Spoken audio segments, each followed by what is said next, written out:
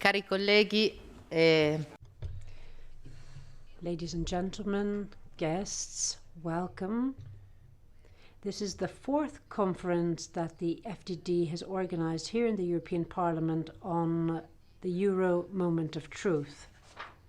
So thank you very much for coming here this afternoon. Today, it's a great pleasure for me to introduce, on behalf of my colleagues and the whole group, our guests, especially Professor Warren Mosler, founder of the Economic School of Thought, Modern Monetary Theory. I'd also like to introduce Daniele Della Bona and Giacomo Bracci. I'm sure that many of you know them, but since there are also people watching this online, since this meeting is being web streamed, I wanted to introduce our guests. We also have colleagues who sit on the economics-related committees here in the Parliament. We have Marco Zanni and Marco Valli.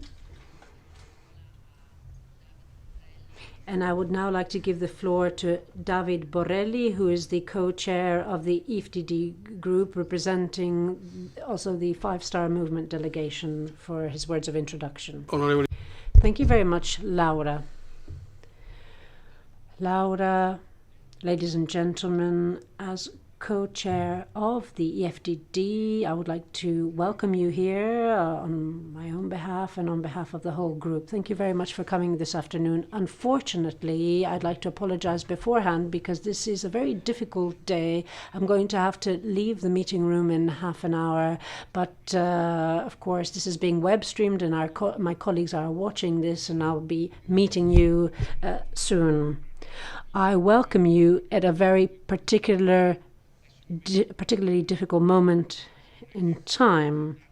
I think it's important to show that as representatives of the institutions, we really want to build a better civilization without being stopped in our tracks by those who want to impose fear. Of course, security, among others, are very important issues that we'll be looking at, and it will affect so many aspects of our daily lives. The Grexit case and the potential Brexit case show that the traditional ways of thinking about this economic and monetary union are not achieving the main objective of their task, which is to contribute to better social justice and proper fairness and equity.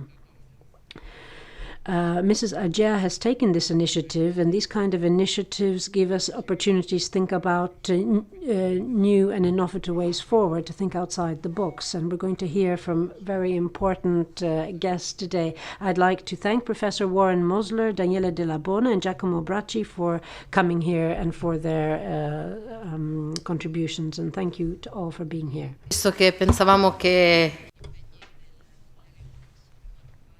We thought that Marco Valli wouldn't be able to be here from the beginning because of his committee commitments, but since he is here, I'd like to give him the floor to make some introductory remarks. And Marco Valli and Marco Zanni are the colleagues who sit on the Econ committee, and I'd like to thank them very much for attending this conference. Thank you very much, Laura. And I'd like to thank our guests for coming. There is a point that I would like to highlight today. Once again, the EFDD political group shows that it's the only political group that has grasped the main political problems that the EU is facing at the moment. This is the fourth conference that we've organized on the Euro and economics-related issues. Our group wants to launch a debate within the European institutions. You can't take that for granted. Until only a few years ago or a few months ago, raising such issues, not only in Italy, not only on TV, but in these meeting rooms, in this house, was a taboo. People were turning a blind eye to the main problem of the EU. What is the aim of these conferences. We want to provide information to our citizens. Over lunch, we had a discussion, and we were saying that there's a real lack of information or even misinformation that citizens have. We want citizens to know that there can be a different Europe. There can be a European Union without a single currency, without the euro. It doesn't have to have the complicated political structure that you are probably aware of now that you're here this afternoon. So the EU doesn't have to be this complex behemoth. There are other ways to deal with this. So we want to launch a debate within the European institutions on these issues in order to hammer out a common solution through the different proposals that will be put forward. In the previous conferences, we had guests, and today we have Professor Mosler and other guests who will be telling us about their suggestions for a way out of the crisis. So what we want to put on the table is different opportunities. We want to come together to come up with a contingency plan, because I think that the main mistake that is made, not only in the field of economics, but in the EU in general, is that people push forward projects without having a plan B if plan A fails. So no fallback option, if you like. So this is something that we have to do. We are a small political group in the European institutions, but this is the work that we're carrying out.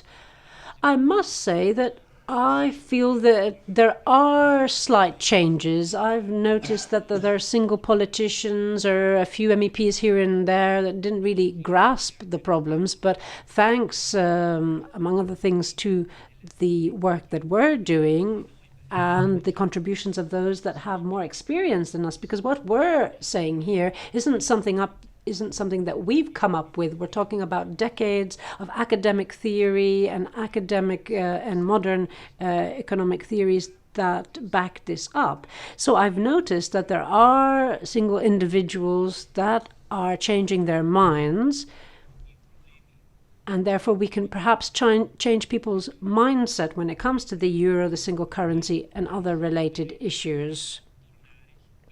So perhaps we can solve these problems so we can come back to a virtuous circle and economic growth.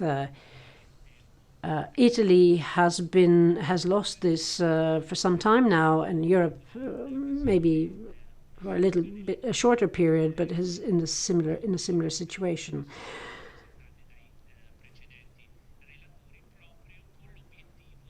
So we're going to look at things a little bit differently today.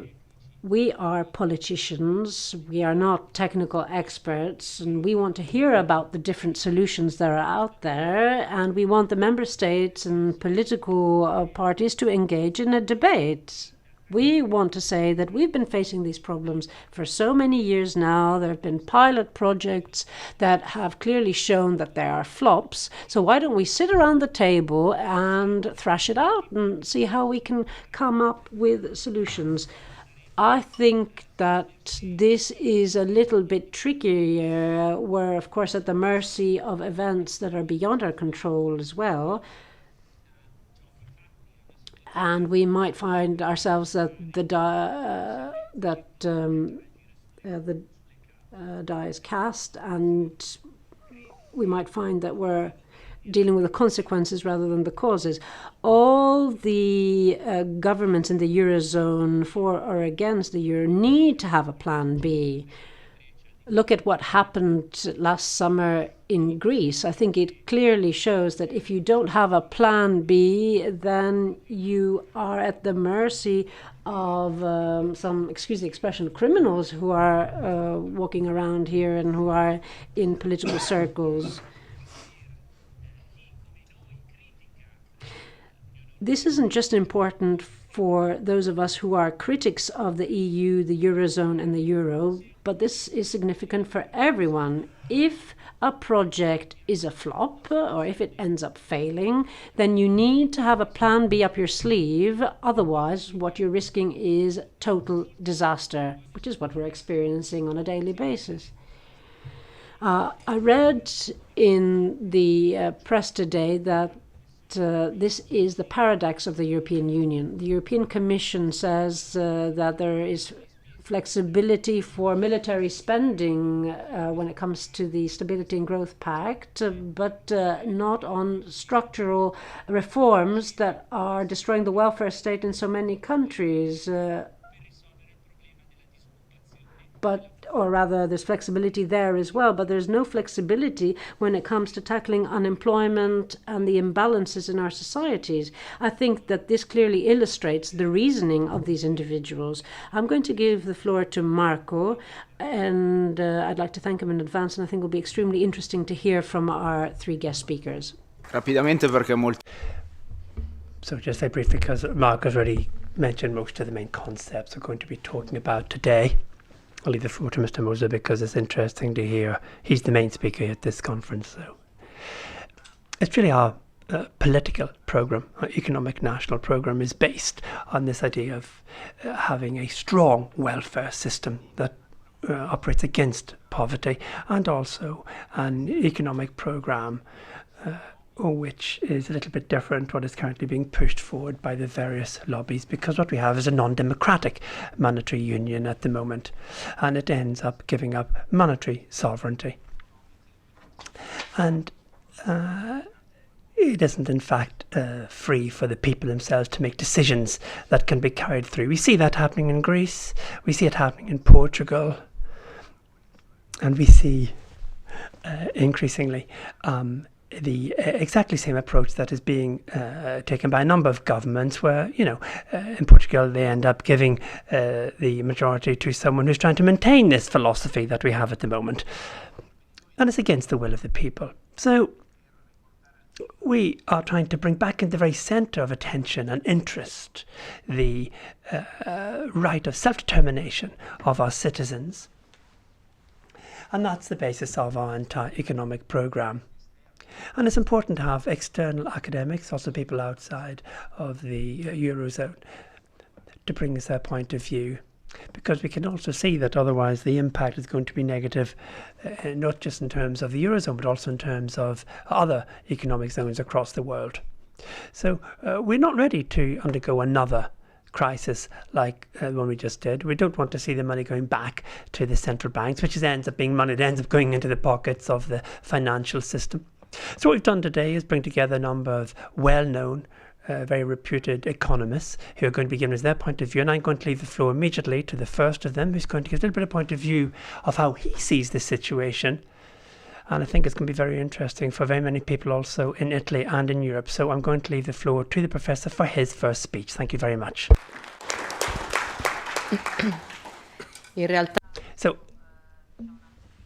now we've got an introduction, which will be made by Daniel Della Bona. He is a financial and economic consultant in the EFA Academy in Carrara, and he looks at a number of areas and also runs online courses in this area. He's also an expert in the area of financial communication, both at the political and the media level. And he is part of MET Italia, which is a social development organization. And he has specific expertise in this area. I'm not going to spend any more time. I want to thank him for being here today. We've got a number of members of the MIT Association who are here in the European Parliament today. Welcome to all of you for being with us here today, because I'd like to think of this as your home as well. So in this particular environment, it's the MMET Association who runs a number of university courses. I think that's enough for me to do the introduction, and I'll leave the floor to our speaker. Thank you very much, Laura. I want to actually obviously join in with the various words of thanks that have been made by Laura, and I want to thank the FDD for this opportunity, and Moser Economists, Modern Economic Theory. I want to thank everyone for being with us here today.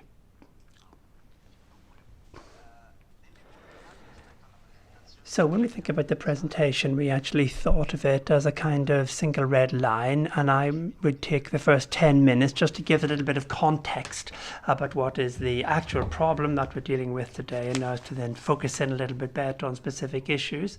And then we will be coming back to the question of how we deal with the problem, how we get over the problem, and look at some of the details, the concrete details of how we might deal with the issue of how could we actually set up a voluntary system, how could a government function if it were to introduce a new monetary system.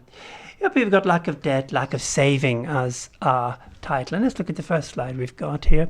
What we do here is to say that the real problem that we're looking at is to see that it's not actually a financial problem. What it is, the problem about unemployment is the real issue. People are out there looking for jobs. People are looking for paid employment. And they wanted to be paid with a revenue which is up to the challenge of allowing them to maintain a level of welfare and to have what we would call a decent lifestyle. Now, what is the cause of this problem? Well, basically, it's linked to the fact that inside the capitalist economy, the modern, current capitalist economy, what happens is that individuals want to spend some of them, but they also want to save some of their money. And in fact, it's the terrible contradiction for a lot of economists to deal with this issue of parsimony, that people actually do like the idea of saving money. So there are people who maybe don't have the possibility of saving money, but the people who do actually want to do so. Now, how do you get out of this kind of situation? Well, the second slide I've got up here is I've prepared a kind of graphic that might be interesting for you to look at. This looks at the overall structure of a capitalist society. That's in blue. Here we've got how you see retail sales. And then we've also got the unemployed figures, or the variation in, employed, corrects himself the speaker, the employed. And so you can see that there is a parallelism there, pretty homogeneous parallelism between these two. Now, what is the point where the businesses manage to sell things, there's income, and the economy is relatively stable. There's not too many problems. But in the moment where sales stop, then we see the number of jobs also stop and fall. And then where people in fact are able to find money, where money they could actually try and get the sales cycle going once again, what I actually see is that inside the Euro country, that the various countries can in fact use this system. They can support internal spending through, for example, bank lending and private debt, often via family debt. But this actually leads to an ongoing process of indebting themselves.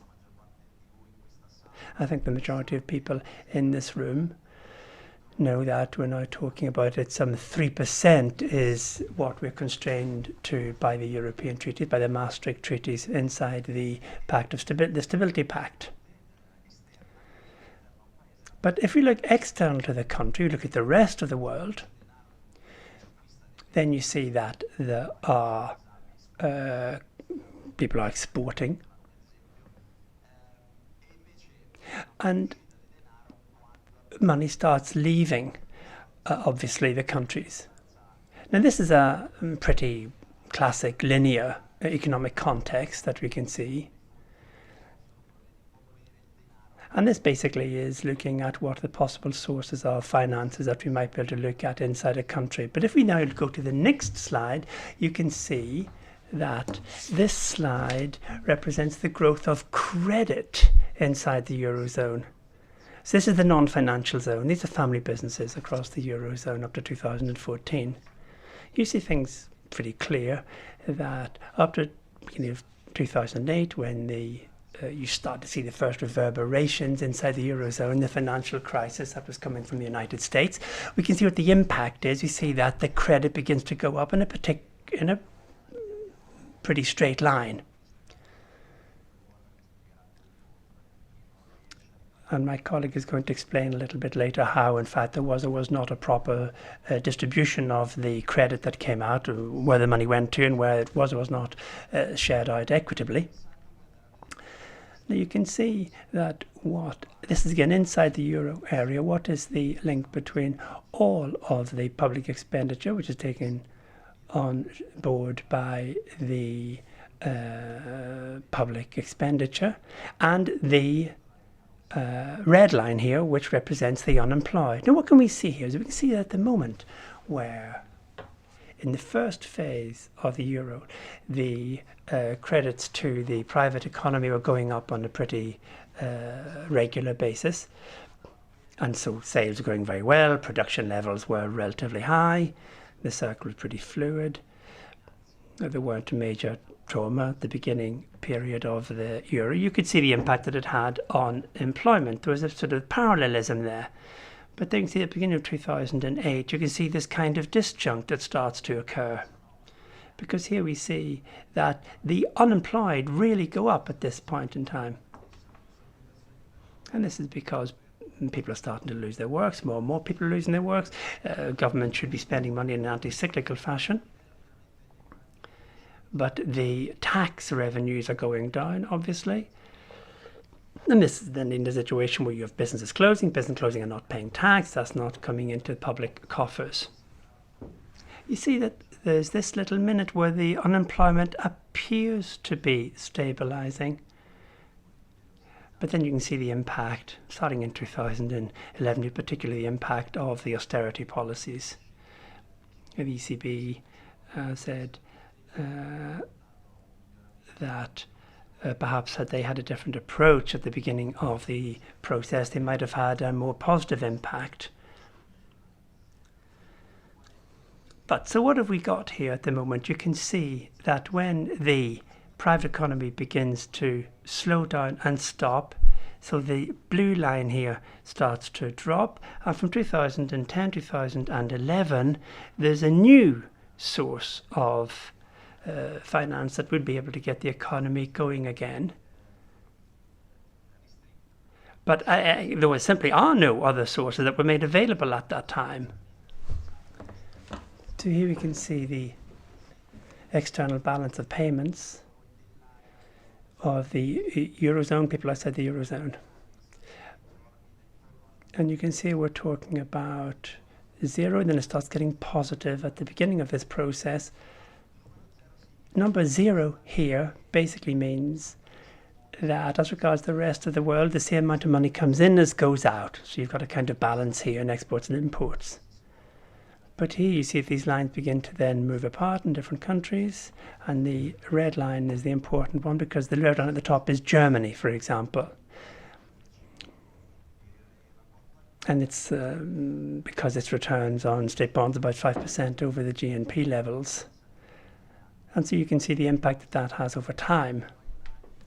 You see the last couple of years, nearly all of the countries, according to the convergence criteria, the convergence and competitiveness criteria that we set, that all the countries are moving back towards a 0 level.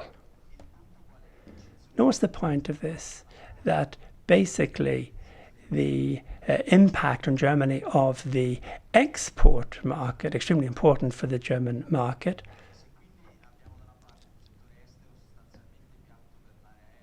means that you can see that the impact on the euro area has been pretty positive. But if you look at the issuance, those governments have been fixed to 3%, and they've got a lot of credit being given to the private economy. You've got a pretty flat line, so there's no real growth there at all. This is because it leads to a lack of profit, and because there's no profit, people are not able to save, not able to invest. Now if we go to the next slide, you can see that what I think the most important thing is that what does saving really mean? Well, what saving really means is profit that can't be spent. I mean, I've got an income, I spend a certain amount of it, there's taxes and various things, and then I've got a certain amount of money which I can either spend or I can save. The point here is that there's an important macroeconomic principle, which is always true, where we have a currency area, which is if somebody has an income and I'm spending more than I earn, then there's got to be somebody else who's going to actually have to fill in that particular gap. It's kind of the third law of Newton. There's a reaction and an equivalent reaction, and these two match each other.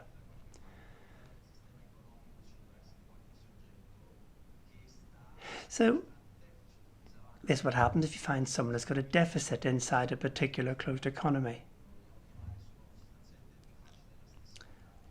So basically, the question that we've got to ask ourselves is what sectors ought to be able to save, and which sectors inside the economy should perhaps be able to spend money in order to allow other parts of the economy to save. Which can run a deficit and which can save is basically the question we're asking ourselves. Now this is the concept I expressed earlier, can be seen pretty much inside this graph. I thank Professor Terzi for helping with this. The dark green is the public sector debt, and in red it's the private sector debt, which is split up between families, businesses and the non-financial sector. So you can see that basically that really these two things are pretty much parallel. And the problem that we're dealing here with is the fact that there's very high levels of unemployment. People aren't saving enough. It means that in order to save somewhere, there's got to be a deficit somewhere else. It always has got to balance out. And this is in fact why, what I was saying earlier on is lack of saving leads to lack of deficit. Now if we look at the last slide, what we've got here is a kind of equivalence here, which is private saving equals a debt, which could be split between three different kinds inside any particular economic system. We've got private debt, we've got private debt isn't growing at the moment since 2008. You've got public debt are government deficits, and as we saw in one of the other graphics of 2011, it doesn't come under the percentages which are set by the European treaties. And then you've got the foreigner's debt, which is the debt which is held by the rest of the world. And this is principally outside of the euro area.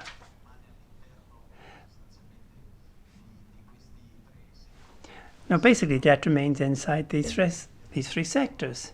And you've got to choose really which of these three sectors is going to carry the most of the debt. And that's a policy decision. And Warren, when he carries on in the presentation, is going to look at this in more detail. And we're going to go a little bit further and try and understand a little bit better which of these three sectors, in fact, are in the best position to actually carry more debt, therefore allowing the private sector to have more saving, the necessary amount of saving, and also to absorb all of the challenges that they have, and therefore leading, we would hope, to a reduction in unemployment. Now, as I say, that was extremely quick, a little bit too quick, and I'm going to leave the floor now to Mr. Mosler to give us a little bit more detail about how this works.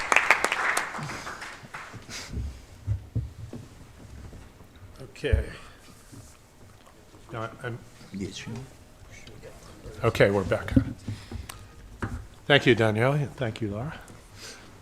And I'm used to standing up where I can point at things, so bear with me as I try to do my best here sitting down and looking all the way across the screen.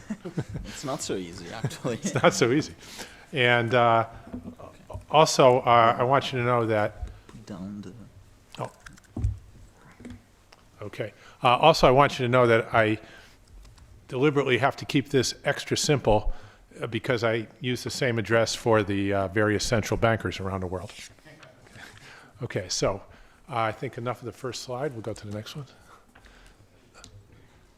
I suppose it's basically Okay. impossible to read. Yeah, looks like it's in Russian. Wait a minute.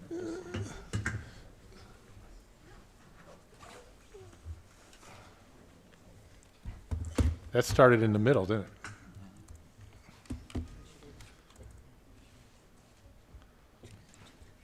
Well, the good news is I can do this without the slides if this doesn't work out.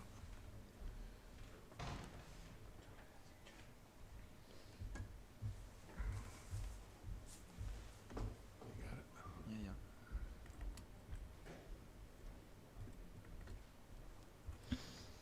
Mentre aspettiamo che While we're waiting for this, maybe just a couple of words on Warren Mosler. We're being web streamed, so I think it's important because I think he deserves at least a brief introduction. Professor Mosler has been dealing with finance for 30 years now, and I think like any economist or any individual who is intellectually honest, when I say that he's been dealing with this for 30 years, it takes us back a while. And even back then, he was looking at potential scenarios, and these scenarios have been borne out. And of course, they were linked to deflation. So we only came to the European Parliament a year ago, and when we got here and heard people talking about deflation, we thought it was extremely absurd. But now it's on everyone's lips, and Warren was talking about it 30 years ago. So as someone very honest intellectually, and as someone who has spent a 30-year career focusing on this, it's wonderful that he's here with us. It's only people who are intellectually honest that can be credible counterparts. So my first banking job was in 19... Microphone, please. And so it's been a while. Okay, so let me just review a couple of things that Daniele talked about. And interestingly enough, this actually dates back something like 500 years in the literature. There's absolutely nothing new here. And the first thing is called the paradox of thrift. And the best way to understand that is just imagine what would happen if no one spent anything. Everybody just saved all their money and nobody spent anything. Okay? Well, there'd be no economy. Nobody would sell anything. There'd be no jobs. There'd be no income. It'd be a disaster. Okay, so that was reviewed earlier when he talked about savings. So we know that at the limit, that if nobody spent anything, the economy would be a disaster. So short of that, let's say just half the people didn't spend anything, but the other half spent their income. What would happen if half the people decided not to spend any money? Well, now the economy collapses in half, down 50%. Half the people lose their jobs, and you're in a downward spiral, and it's over. Okay, so capitalism is based on sales. It's critical that all the income gets spent to buy the output. It's the same number. GDP is how we measure the output.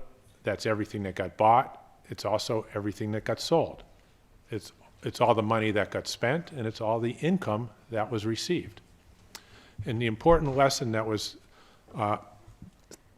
discussed earlier was that if anyone spent less than their income last year, someone else must have spent more than their income, or the output would not have gotten sold. And when Daniele reviewed the first 8 years of the euro, we saw exactly what was happening. You always have people spending less than their income.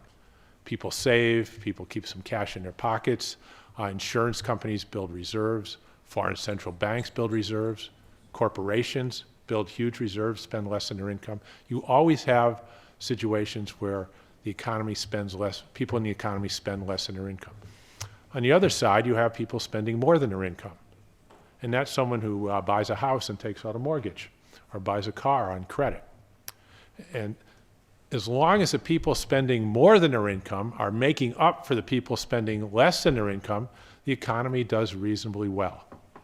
And so when we look at the first 7 or 8 years of the euro, where the economy was doing reasonably well, okay, what was happening is a lot of people were spending less than their income, but as Daniele pointed out, the economy as a whole had other people spending more than their income. Big housing boom in Spain, big investment boom by corporations spending more than their incomes, and things were going along reasonably well. Then in 2008, there was a credit crisis. And the reason at this point doesn't really matter. I'm not going to talk about that. But what happened was most of the borrowing stopped. And you saw from his little chart, it was going up and then it flattened out. There was no new borrowing. The people who were spending more than their income to make up for the people spending less than their income were no longer able to do it. And unemployment went straight up. Okay, so what did the European Union do? The European Central Bank cut interest rates aggressively, all the way down to 0. Okay, so why did they do that? They did that because they wanted to get people borrowing again. They needed people spending more than their income to make up for the people spending less than their income. Okay, and now, but the problem is it didn't work. Okay, and so they've gone from 0 rates to negative rates and to quantitative easing, not because the policy was working, not because 0 rates were causing credit expansion, it's because it failed. They weren't working. And now, even with negative rates and even with quantitative easing, it's still not working. Okay, and so what we conclude from this, from all the data, is that monetary policy doesn't work, what they call monetary policy. Now, I can give you a couple of reasons why it doesn't work, and we had it, if you can go back to monetary policy doesn't work. So now I'm kind of caught up here. Okay, and so the big reason is if you look at the economy, for every dollar borrowed, there's a dollar saved. And in Europe, for every euro borrowed, there's a euro saved. Okay, and so that means when you lower interest rates, you're just shifting income. Borrowers pay less, but savers receive less. And they're equal. For every euro borrowed, there's a euro saved. Banks, loans create deposits. They have to be equal, or somebody made an arithmetic mistake and has to stay late and find their mistake, right? Okay, now additionally, the governments are net payers of interest. Governments pay out a lot of interest to the economy. That's interest income to the economy. When interest rates go down, governments pay less interest to the economy. So the economy gets less income when the governments lower rates. It's like lowering the allowance to your child. You're paying interest on all these bonds, all of a sudden you're paying a lot less. Okay, so how is reducing the income you pay to the economy supposed to help the economy? It doesn't. If anything, it makes it worse. If anything, it's deflationary to lower rates. We've seen that happening. Now, I was at Rimini making this statement in 2012. And Mario Draghi had just come out and said, we'll do what it takes to prevent default. And interest rates had been skyrocketing. Italy was paying over 7% for bonds. The numbers weren't working. The entire European Union was about to collapse because of the bond markets. Okay, and what I said was, I said, look, once he's done that, he has guaranteed all the debt. Once you know the bonds can't default, it means the investments are going to be good. They're money good, and the central bank has guaranteed it. Now interest rates will come down. Okay, but I also said, and it's going to help the governments with their balances, and it's going to keep them from going broke and not being able to fund themselves. But it's going to make the economy worse. Why? Yes, government pays less interest, the economy receives less interest. And that's exactly what happened since that date. Okay, so there's two reasons why what we call monetary policy, raising and lowering rates, quantitative easing, which is the same thing, doesn't work. Okay, we'll go on to the next slide here. Go ahead. Okay. The other problem that we touched on is that export-led growth policy doesn't work either. So what is export-led growth policy? It's tight fiscal policy to suppress domestic demand. That means austerity, okay, to keep unemployment high and to keep wages down.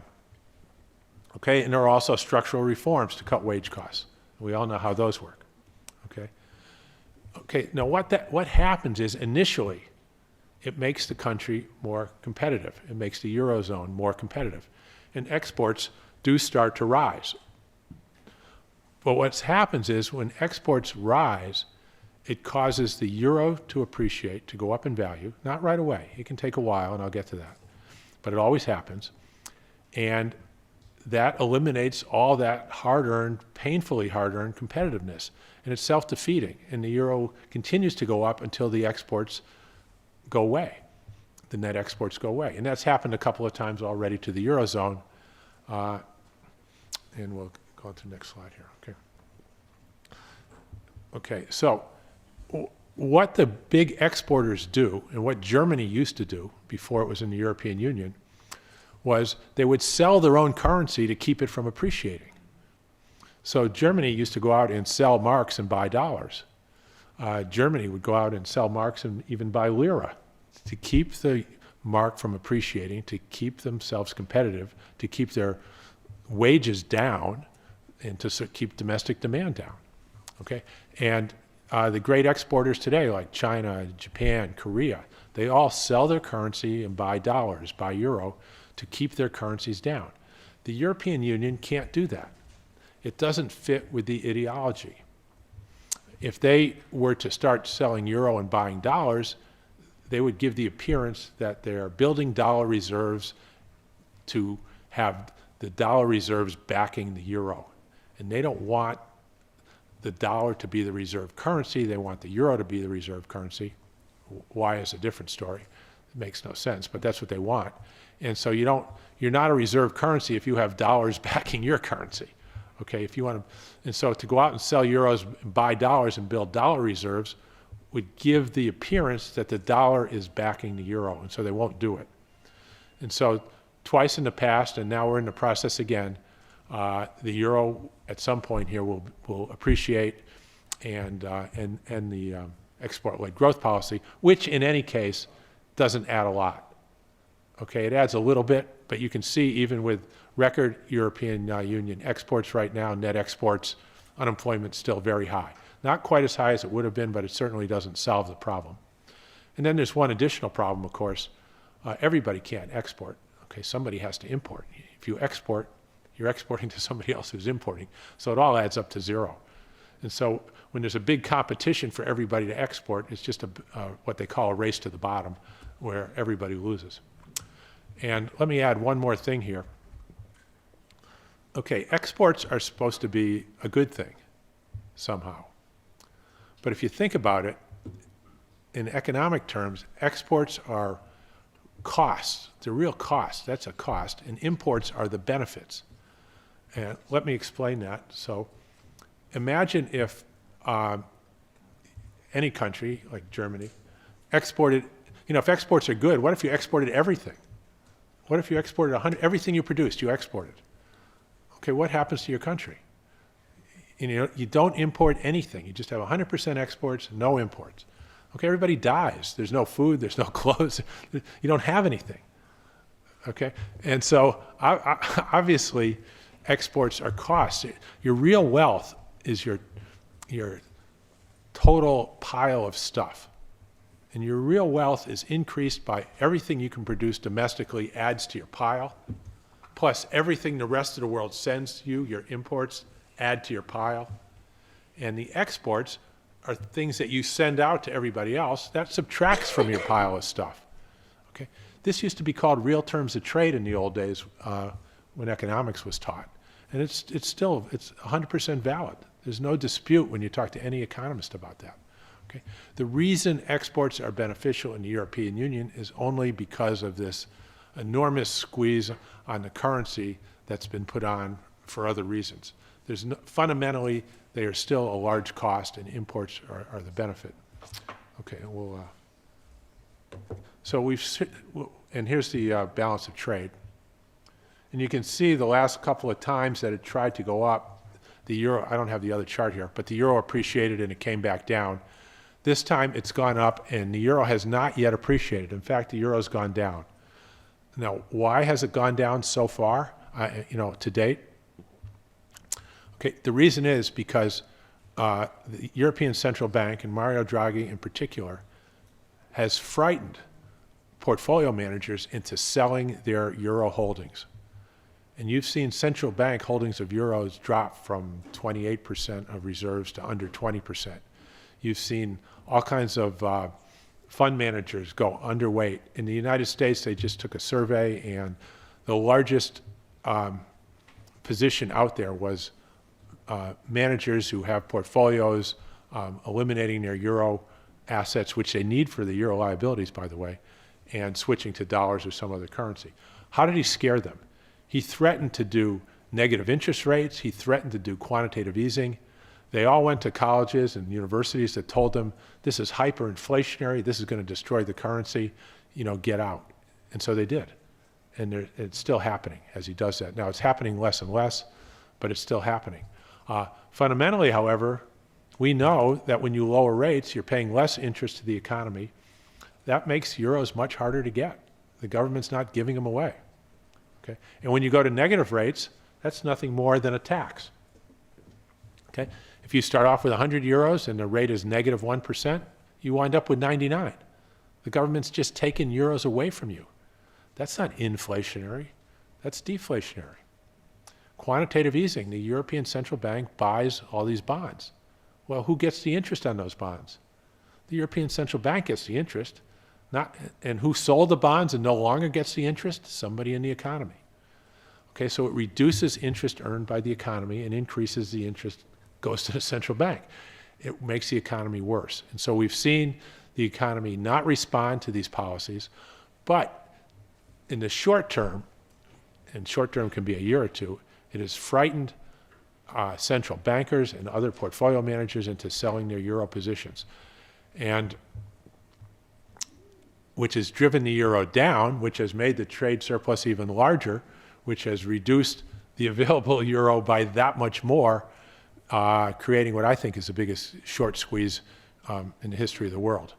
And we're at some point in time here, any country with a trade surplus always sees its currency appreciate for that reason. So, and even with this large trade surplus, the effect on output and employment has been minimal in the European Union. It's been small. It's not going to solve the problem. Okay. So I just mentioned the word "the problem," and this is very important. What is the crisis? What is the problem? It's not debits and credits on spreadsheets. It's real people who are desperate. They can't find jobs. They can't support their families. They're losing their homes. They're losing their businesses. What caused this thing? Okay, now in economics, what causes hard times is a crop failure. The food supply drops because of a drought or because of some kind of disease for the crops, and there's starvation, and it's a real problem. There's not enough to eat. Or you could have an earthquake which destroys a city, and now there's no place for people to live, and everything's disrupted. And you can have all kinds of natural disasters or shortages of goods and services which create real problems that can't be solved just by debiting and crediting accounts. When you've had an earthquake, you need bulldozers and wire and concrete to fix this thing. You can't just push buttons and fix it, okay? So let's take a look at this crisis. Is there a food shortage? No.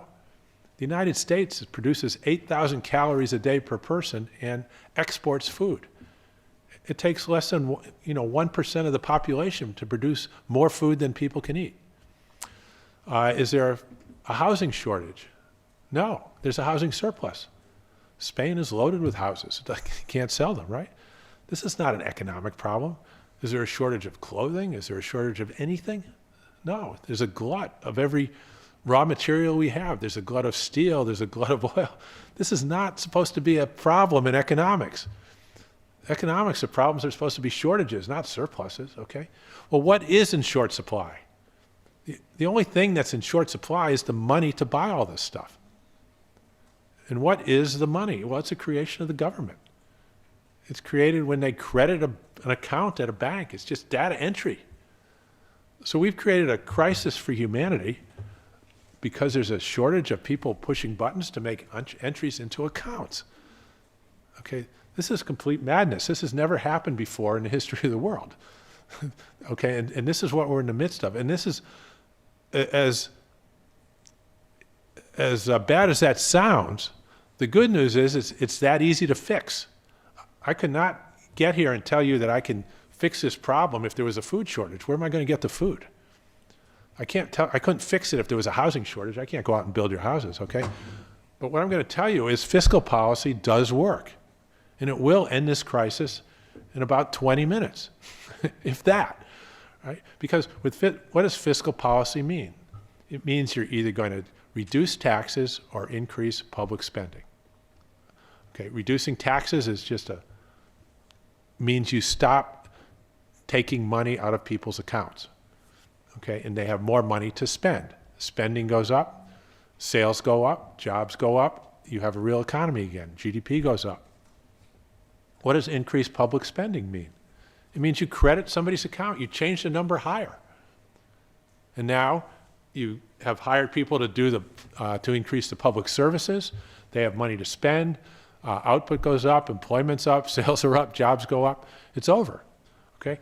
And the interesting thing is, every economist, and I like to say, who gets paid to be right, because unfortunately there are many economists who get paid to promote propaganda by various institutions. But let's just look at the economists who are paid to be right.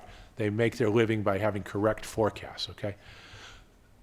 If you tell them that I'm going to relax the deficit limits from 3% of GDP to 8%, just a 5% relaxation, just to use round numbers, every one of them will immediately change his economic forecast. Growth will go up by 3, 4, 5%. You know, they'll have different formulas and come up with a number, but it'll go up by a lot.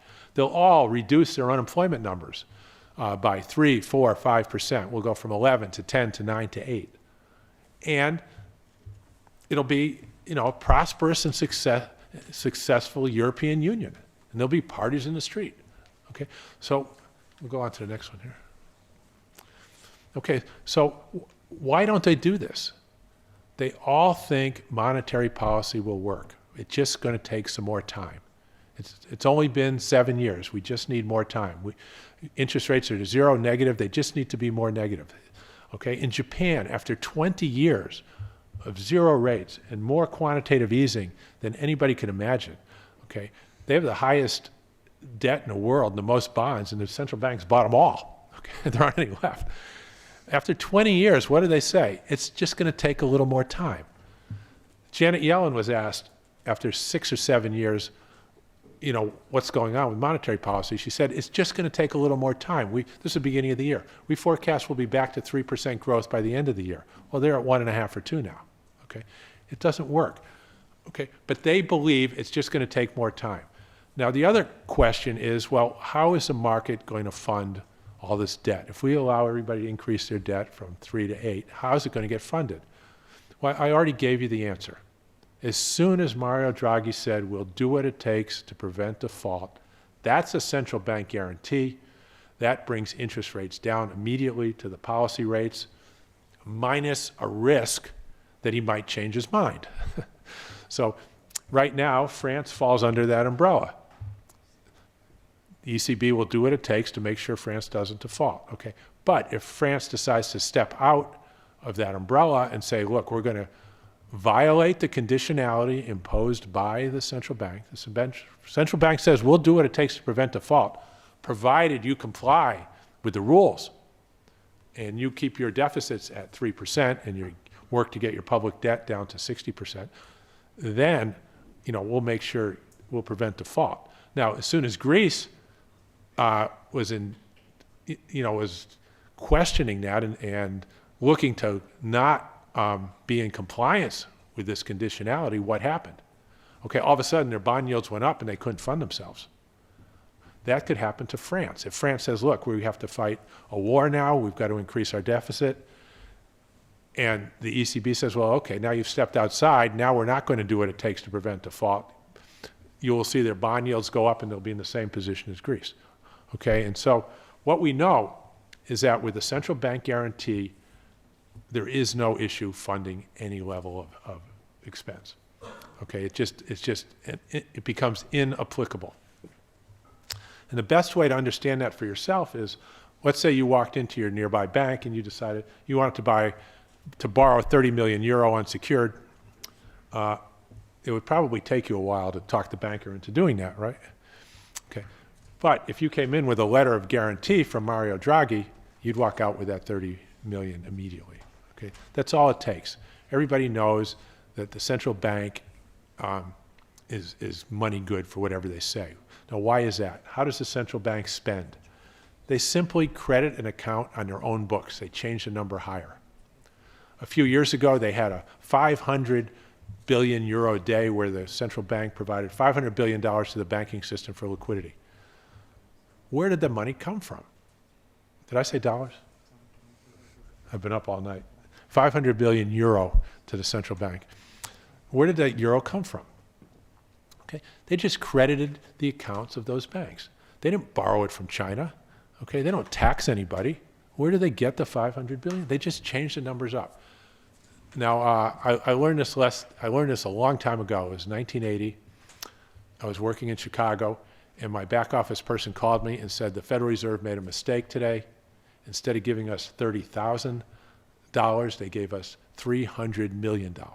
I said, okay, that's pretty good. Let's take it out in cash and get out of here. And he said, no, I can't do that. But I said, well, how much interest are we going to earn if we hold it overnight? He said $100,000. Now, in 1979, that was a lot of money. Well, unfortunately, they called back later and said, send it back, and we had to send them the money back. But the question was, I said, where did that 300 million come from? How did this mistake happen? Well, back then, they had those calculators that had zeros, double zeros, and triple zeros on them.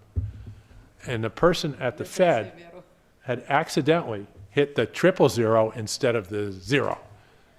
And they gave us $300 million instead of $30,000. Now, that was good money. We could go out and spend that money. That was real money. Okay? Where did he get it? It came from his thumb. Okay? It didn't come from China, or it didn't come from taxes. It came from his thumb. That's where all the money comes from. Somebody's thumb at the central bank. There is no other place it comes from. Okay, so the point is, there is a central bank umbrella. By staying in compliance, everybody's guaranteed.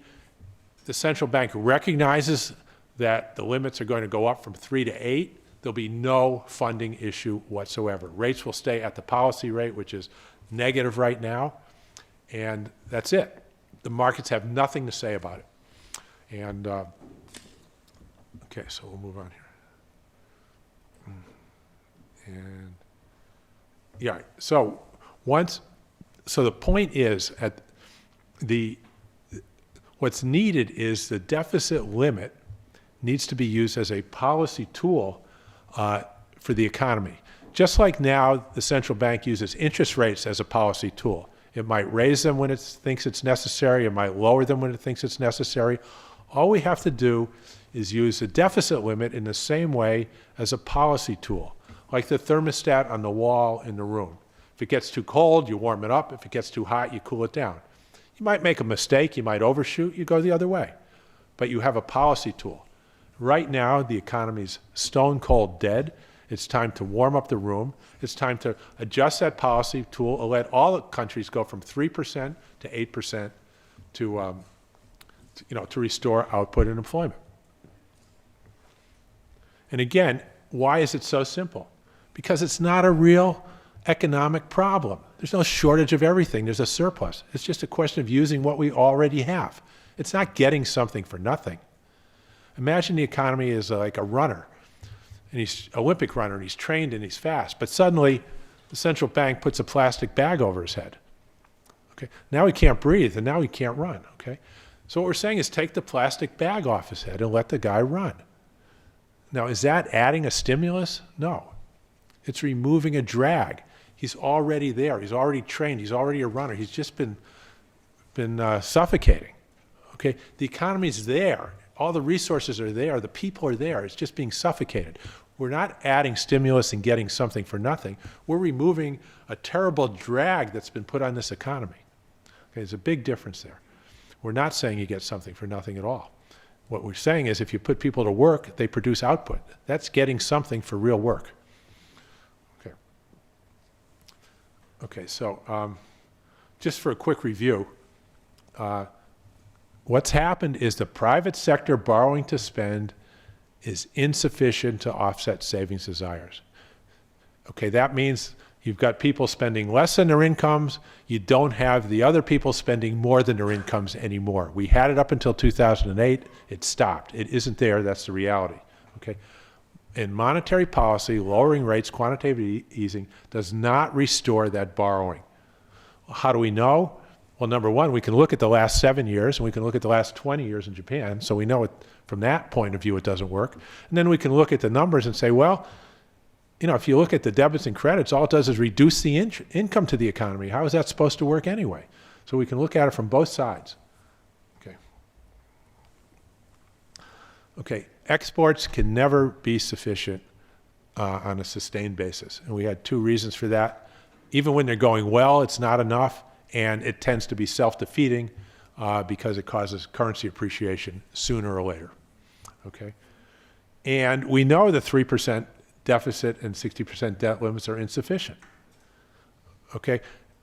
So what we're really saying here, what we're saying, bottom line, is that if no one in the private sector is spending more than their income to offset people spending less than their income, it's up to the public sector. The public sector can reduce taxes, increase spending, spend more, increase how much more than its income it's spending.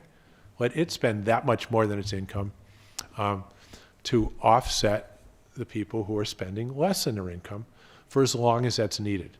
If it's needed for a year, fine. If it's needed for 10 years, what's the difference? It doesn't matter. Okay.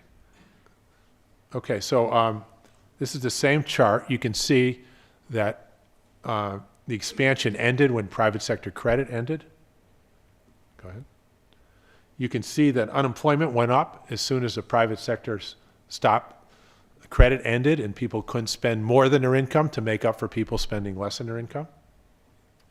You can see the central bank cut rates to zero and then negative, and it didn't work because unemployment's still up towards the highs. Okay. The policy response was to cut rates. After 6 years, it hasn't worked. It just needs more time, is what they say.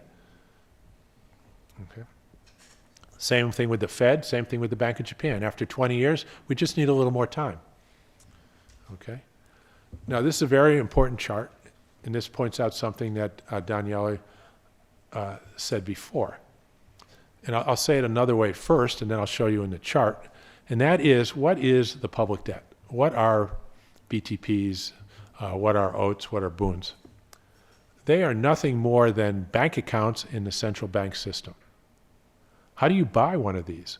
Well, you send your euro to one of your central bank branches, Bank of Italy, Bundesbank, and you then own the security, which means a few years later, 1 year, 2 years, depending on which one you bought, you will get your money back plus interest. Okay, if that's not a bank account, what is? Okay, that is just money in the bank. You send your money to the bank, central bank, you get it back with interest. That's what a bank account is. Okay, so the public debt is nothing more than, let's call them savings accounts in the central bank system. All right, and so now if you have savings accounts in banks, they count that as part of the money supply, right? If you have checking accounts, they count as part of the money supply. When you have a savings account at the central bank, they don't count it as part of the money supply. Well, it is part of the money supply. It's people's money. for purposes of analysis, maybe not by the strict definition of some economist who made up these definitions, some academic back when we were on the gold standard 100 years ago, but for purposes of analysis today, it's all euro on deposit. It's all money supply. Okay, and so the public debt is a very important component of the money supply. In fact, it's all what are called net financial assets in the economy. Okay, and so let's look at the flow here. And what you have to realize is that and what this chart shows you is the government has to spend, if you look at it closely at the central bank system, the debits and credits, the state, the government spends first and then collects tax. It has to spend first before it can borrow its own money back. All the funds to pay taxes, all the funds that go to government bonds originate from the government, the state, the central bank system. So I was in Pompeii a few months ago, and they showed us the coins from 2,000 years ago. And the guide said, these coins, the way it used to work is people would use these coins to pay taxes, and then the government would spend the money on public works, on the water system, the sewers, keeping the streets clean. And it was a beautiful place to live, and everybody wanted to live in Pompeii. And because of how nice a place it was, because of this taxing and spending. And I said to him, no, what happened was the government spent the coins first and then collected them. And he goes, no. He says they collect the coins for tax first and then they spend them. Everybody knows that. So I said, well, where did the coins come from? He says, well, the government made the coins. So I said, well, then how did anybody get the coins to pay the tax? And he goes, so the government had to spend first before they could collect them? I go, yeah, how else could it work? And he goes, all right, and he kind of walks away. Okay, but if you look closely at the central banking system, it's the same thing. Now, where did the euro come from? One day you had lira, you had peseta, you had marks, and then the next day you had euro. Okay, when you had lira and peseta and marks, nobody could pay taxes in euro. There weren't any. Well, where did they come from? The central bank bought the money supply. They exchanged euros for liras, pesetas, and marks, and francs. Okay, they credited your account with euro, and they debited all the other stuff out of your account. Okay, they spent first, and then you could pay your taxes in euro. Then they could sell bonds and get euro in exchange. Okay, the stuff always has to come from the central bank, unless it's counterfeit. Okay, well, we don't count that. So, and all the money to pay taxes that's not counterfeit has to come from the government. So, and that's outlined in this chart. So I'm going to use a simple example here, and I'm going to say the same thing two ways, so you'll see it. And how's our time? We okay for time? Good.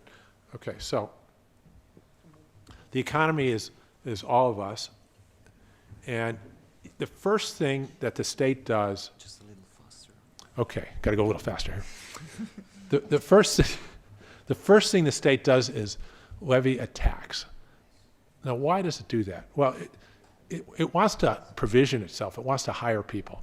It wants to have a military. It wants to have a public health. Well, how do you get anybody to work for your coins if you're Pompeii or something? You can create all this money, but how do you get anybody to work for it? Well, the first thing you do is levy a tax so that everybody needs it. Okay, but nobody can pay the tax, but now they need the money to pay the tax. So what they do is go to work for the state, and in this case, the state spends 100. People go to work for the state, and the state spends 100. Okay, the tax is 90 in this example, and the state spending is 100. Okay, and the money goes over on the right. Here's the central bank, and it has three kinds of accounts: checking accounts, savings accounts, and then there's cash. And they give them fancy names. They call them reserves, and what's the other one? Securities.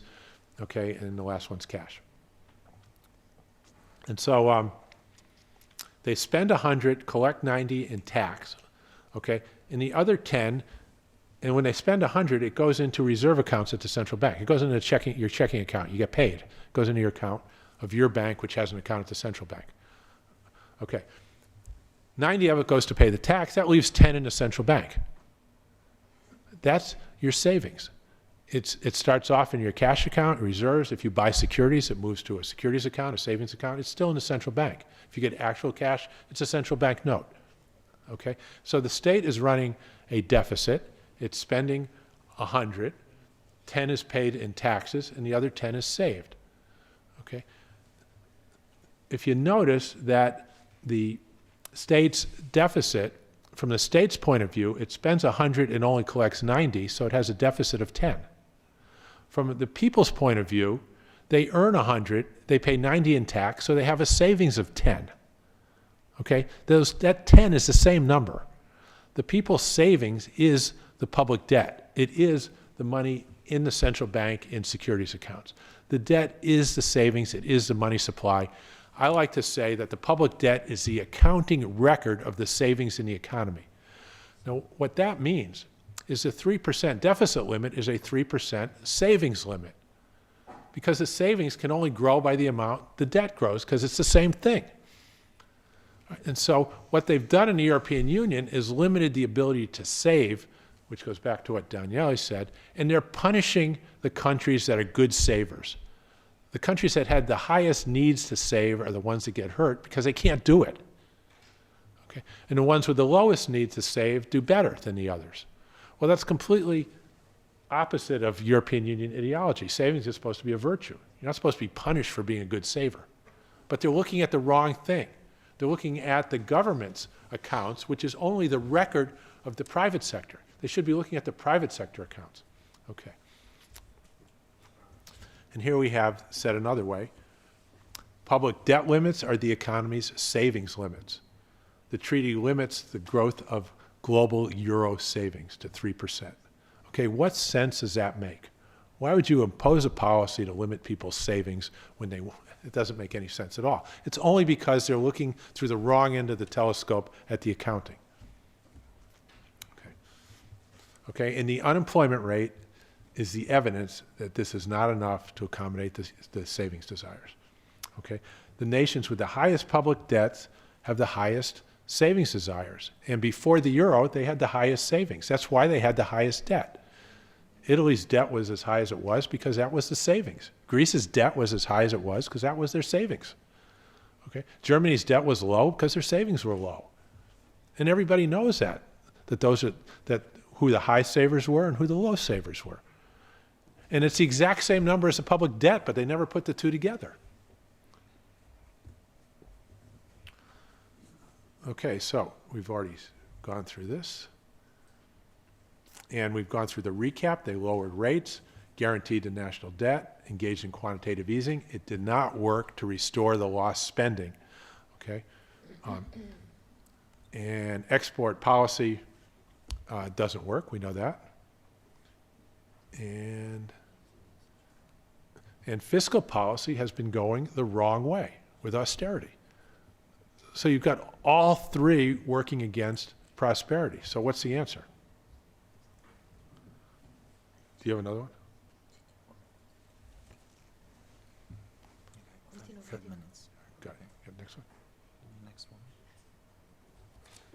one. Oh, okay. Okay, so now we have the proposals, what to do. Couldn't be simpler. Raise the debt limit from 3 to 8. Okay, how hard is that? Why won't they do it? Well, monetary is going to work, it just needs more time. Or they don't understand that with a debt guarantee there's no market risk anymore. Okay, but it works, and every economist knows it. You formalize the no default policy, just put it in writing. We have a verbal from Mario Draghi. Let's get that in writing. Okay. Okay. I would raise the ECB policy rate back to 0 and leave it there permanently and just use the fiscal limit as the policy tool. Raise it and lower it as needed, leave interest rates low. And this last one is critical, and I'll probably, okay. You've got to have the ECB fund a transition job for anyone willing and able to work, to fund the transition from from unemployment to private sector employment. Why do we need this? Because the private sector does not like to hire unemployed people.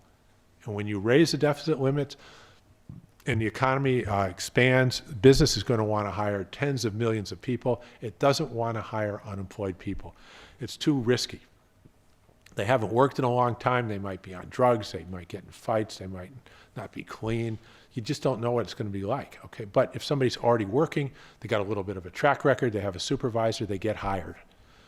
And so this program is critical to transition people from unemployment to private sector employment to allow the economy to grow. And it also functions as a vastly superior price anchor to keep inflation down than unemployment. And for the same reason, if the unemployed can't be hired, they don't act as a price anchor, they don't act as inflation control. It's only if they can be hired. They've got to be, you need a liquid buffer stock to have any kind of a price anchor. Okay. Now, what if the European Union refuses to raise the deficit limits? Now, I think they'd just say, sure, go ahead and raise them, but it is possible that they would refuse. Okay. Then you have two choices. You can do nothing and suffer the consequences, or you can start taxing and spending in a new currency.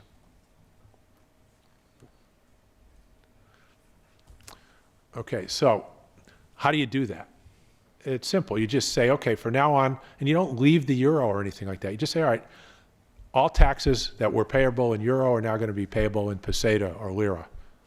Okay, same number. If you owed 100 euro, you now owe 100 new lira. All spending by the government will be in new lira. If you were getting paid 30,000 euro, you now get paid 30,000 lira. That immediately monetizes the entire economy. Okay. Now, this next part is critical, which is to promote a strong currency and low inflation, you do not convert euro bank deposits, which includes the public debt. It's just a bank deposit. And very quickly, here's why you don't do that. Okay, imagine half the room here would like to have euro and the other half would like the new lira. You need the new lira to run your life and your business and whatnot. If all the deposits are converted to lira, half the room is very unhappy. You run out and sell your lira to get your euro back. Sell lira to buy euro. It's going to be 2 trillion, lira going to be sold to buy 2 trillion euro. That causes massive currency depreciation, maybe 50%, 100% inflation. Central bank raises rates. People are impoverished because they're on fixed income and they, prices go up. The government collapses. It's a disaster. And it happens every time currencies are converted and deposit that people go start new currencies and convert the existing deposits. Okay, now let's look at on the other hand, if you don't convert any of the existing deposits. Now, everybody has euro, but half the people need lira to run their life. They have to sell their euro to buy the new lira to run their life, pay their taxes, send their kids to school. Okay, so that's people selling euro to buy lira. That's strong currency. Now the government can come in, and nobody has lira. They can't get them. It's the biggest short squeeze in the history of the world. So now the government can come in, offer lira at a small premium in exchange for euro to anybody who wants it, which will be, trillions, and then people will get the money supply in lira that they need to run their lives. The government will get the euro to service their old debt. Okay, the economy will be growing at 3, 4, 5%. The old debt will be shrinking as a percentage of GDP, and the government will have a stable platform for the next 3, 6 months or more to operate from. Governments can deal with strong currencies. They cannot deal with weak currencies. Weak currencies always take down governments. Okay, I'd leave the zero rate policy permanent, and we've talked about this. And you want a minute for a few quick banking proposals? Yeah. Okay. Okay. You need, it's going to be a new central bank, which is just a spreadsheet. Just debits and credits for the banks on a spreadsheet. You go out and buy a new $5,000 worth of computer equipment, a spreadsheet, you're done. It's not an expensive proposition. You don't need these big, huge buildings. Okay. And all lira deposits are guaranteed. Okay. Full deposit insurance for anyone with lira. But which also means you have to thoroughly regulate and supervise this banking system, okay, because they're going to have all insured deposits. They can do anything. So they have to be thoroughly regulated and supervised. You have to tell them exactly what they're allowed to do, not what they can't do. You tell them what they can do. And if it's not on that list, they can't do it. Okay, it's much easier to control somebody by telling them what they can do than telling them what they can't do and have them come up with all new ideas. Okay, and you eliminate the interbank market, which is a source of all kinds of issues, by allowing unlimited liquidity via overdraft at the central bank, which you don't need to, if anybody wants more detail, I can explain it, but it replicates the interbank market. It allows full bank clearing, and it eliminates massive sources of corruption, inequality, all kinds of things, and regulatory burdens. I might also say that the permanent zero interest rate policy means there's no more government interest payments if all the rates are at zero. And so that, for all practical purposes, debt that you roll over forever and never pay interest on is not a burden. It's not an issue at all. It goes away. And all those bond traders and all that huge piece of the financial sector that's been parasitic and preying on the real economy goes away. You haven't outlawed it. You haven't done anything. You've just taken away its food supply. It has nothing left to eat. It just goes away. And so you address all kinds of social issues by having this, making the zero rate policy permanent. Now, is there any long-term damage? Well, Japan's had a zero rate policy for 20 years. It doesn't cause inflation or currency depreciation. It's the opposite. We know that. Okay. For capital ratios, I would just leave it at 25%. I can explain why later. I would not allow banks to lend against financial assets. I don't see how that serves public purpose, and it creates a lot of problems. It creates financial leverage. And as I said before, no interbank lending because they all have overdraft lines with the central bank, which massively increases transparency because now the central bank knows what every bank's doing because it has to transact with the central bank. It's not allowed to transact with any other bank. So you don't have all this off-balance sheet banking leverage built up. Okay, we'll leave it for questions, and thank you very much.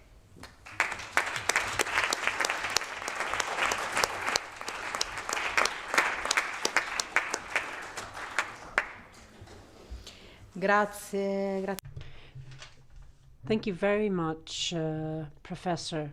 Thank you very much, because that was a very complete presentation on different possible scenarios and on the situation. Before I give the floor to Giacomo Bracci, who's a journalist, trainer, and a member of the MEMMT as well, I'd like to thank him very much for coming. But before I give him the floor, as our last speaker, I'd like to ask whether any questions. Are there any questions that you would like to put to our colleague? Yes, go ahead, Elmer. Grazie. Well, thank you, Madam Chairman. This all seems too good to be true. But the message is that we can solve all our problems by reducing taxes and increasing expenditure. That's a great idea. You then increase national debt to the point where it becomes unfundable, where nobody will lend to you, and you go bust. If you say you have a guarantee from the European Central Bank, so that stands behind the national situation, and therefore you don't have to worry about going bust, I tell you what, the European Union will go bust, and the euro will be worth nothing. This is fantasy economics.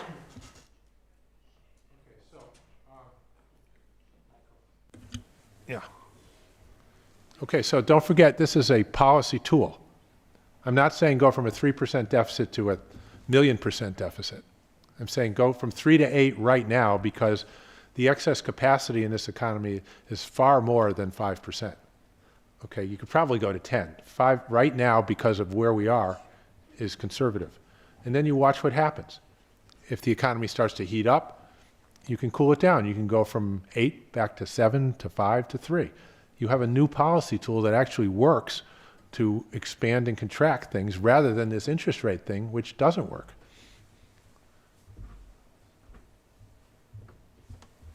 Prego. Go ahead, sir. Microphone, please. Listening to you made me almost envision the relationship between Montague Norman and Maynard Keynes, with the ECB playing the role of Montague Norman and you playing the role of Maynard Keynes. My reaction was that this is all very interesting.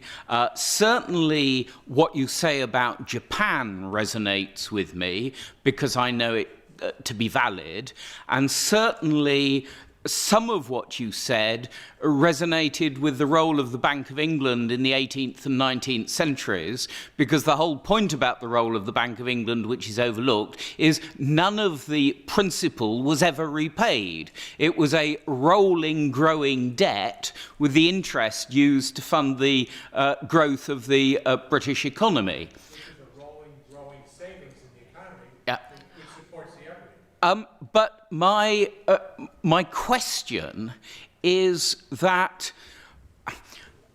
taking my parallel, even if the Five Star Movement managed to persuade the Italian government that this was a totally sensible and valid policy, they would still be in the positions that Keynes was in relation to Montague Norman, i.e.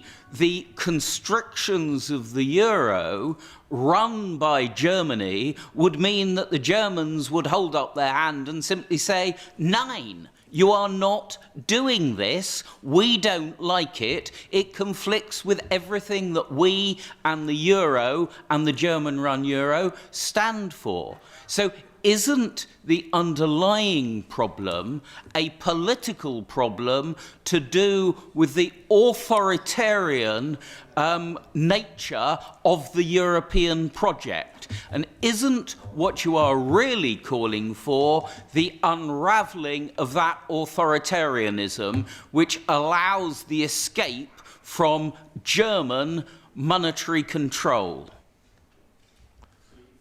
Okay, number one, yes, the problem is political. But it's not just German right now, it's everywhere. Okay, most populations support the idea of some kind of austerity. The Italian constitution has a balanced budget requirement in it. So it's not just German. I think the challenge is to show that what we're talking about is a policy that punishes savings at the population level and rewards debt at the population level, and that is not the intention of the European Union. I don't think anyone's looked at it that way, and the reason I say that is I've talked to quite a few economists from different countries, including some senior German economists in Washington, and they had never looked at it that way. Okay, no, there is no intent. The intention of the European Union is to reward thrift, not to punish it. And so if you can get across the realization that here's a regime that's punishing thrift, I think you have a fighting chance. But that's just my opinion as an outsider. Oh, and you mentioned Japan. Of course, Japan's debt is, as a percentage of GDP, is 220%. It's the largest in the world. And their interest rates have been at zero for 20 years, somewhat like what I'm talking about, much larger debt to GDP than what I'm talking about, to the other gentleman's point. And they've had a deflation problem, not an inflation problem. So yes, there are limits. Maybe if Japan went to 300 or 400%, they would hit an inflation problem, but it still can safely be used as a policy tool in today's economies.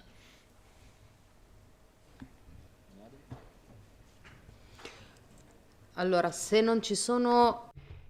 If there are no other questions, then I'd like to give the floor to our last guest speaker.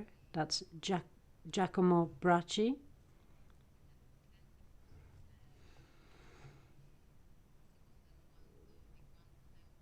And then once he's done, depending on how long he takes, we can have another round of Q&A. Go ahead.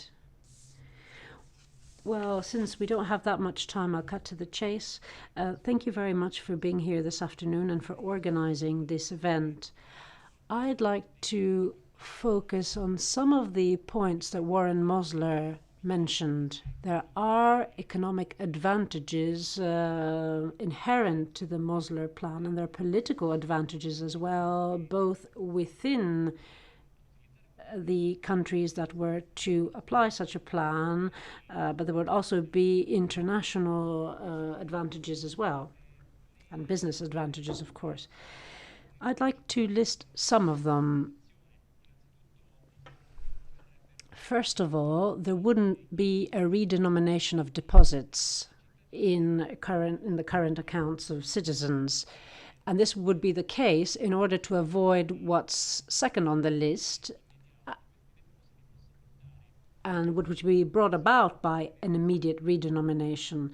Those who don't want to have savings in the new currency would sell them massively on the markets, and then in the transition to the new currency, there would be a traumatic devaluation of the new currency. And not only would this lead to economic distortions, such as increasing costs for citizens and increasing costs for businesses at a time that they are so dependent on imports, but there will also be political disadvantages, because traditionally a government that has to manage a strongly devalued currency for a long time is a government that isn't really trusted by its citizens or the rest of the world. So that's a political disadvantage. And then the growth model that Warren touched upon is a growth model based on internal demand.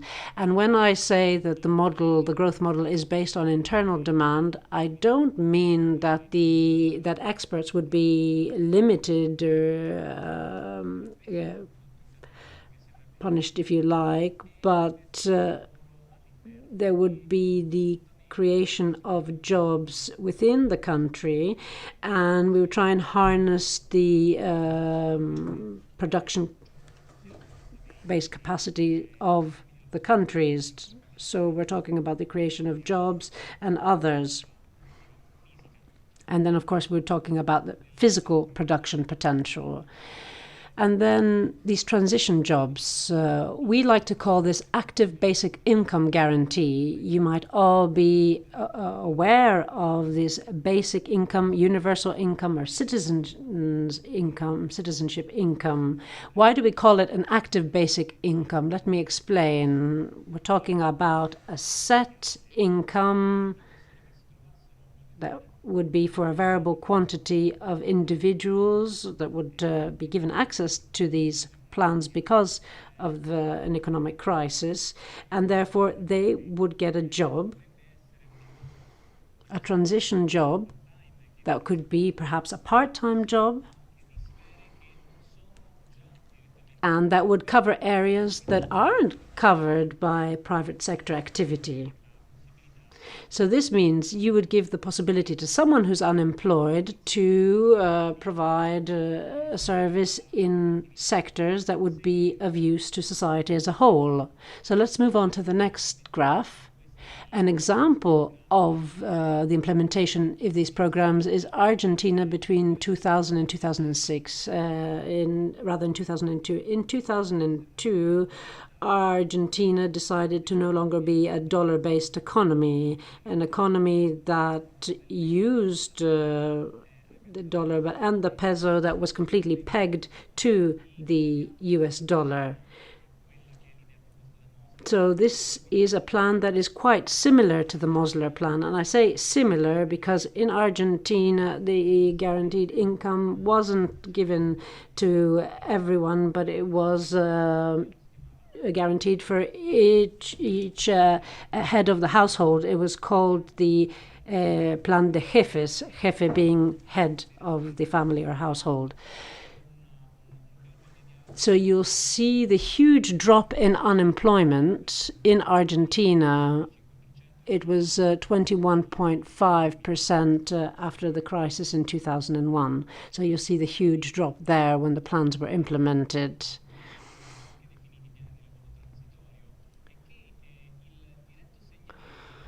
Now, the reason they're called transition jobs is that they play the role of promoting economic growth. And then, of course, the beneficiaries of the program have to diminish over time. So those who have been allowed to get these transition jobs do so for a certain period, because then they'll go back to a job in the private sector. That's the premise underpinning this. So 2 years after this program was implemented in Argentina, the number of beneficiaries started dropping. Next one. So here you look from September 2002 to September 2003. This is the period covered here. These are the employees who got a full-time traditional job with a salary that was higher than what they were earning when they were part of the transition job program. You can see that there's been a considerable increase here. So the private sector reinsertion rate is a kind of thermometer showing to what extent this program is successful and is boosting economic growth. Another point that Warren touched upon is that these kind of income guarantees, unlike other types of fiscal policies, which are still necessary, of course, I'm thinking about public spending in infrastructure, high technology, we're talking a lot about broadband, especially in Italy at the moment. All these types of public investment pay market salaries and are therefore linked to the fact that those who get salaries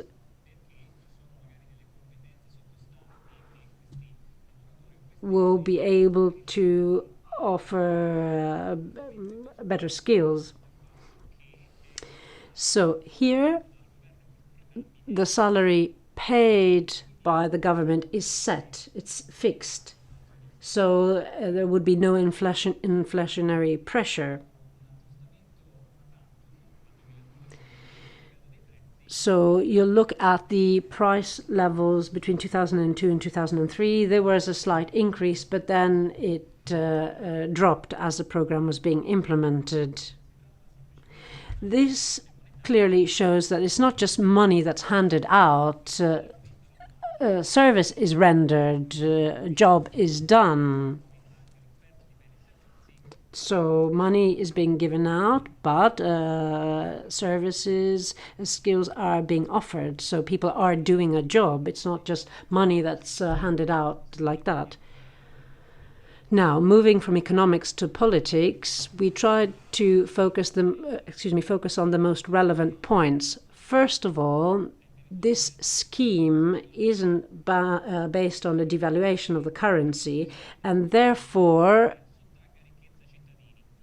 citizens wouldn't see it as a wealth drain, even if it's only perceived, even if it's only in their heads. Take property. People would feel that if there's mass devaluation, the value of their property would, their property would lose value. This would be a political disadvantage, but if you were to implement such a scheme, this wouldn't be a consequence. And then, of course, because this growth model is based on internal demand, it's linked to a different concept of competitiveness.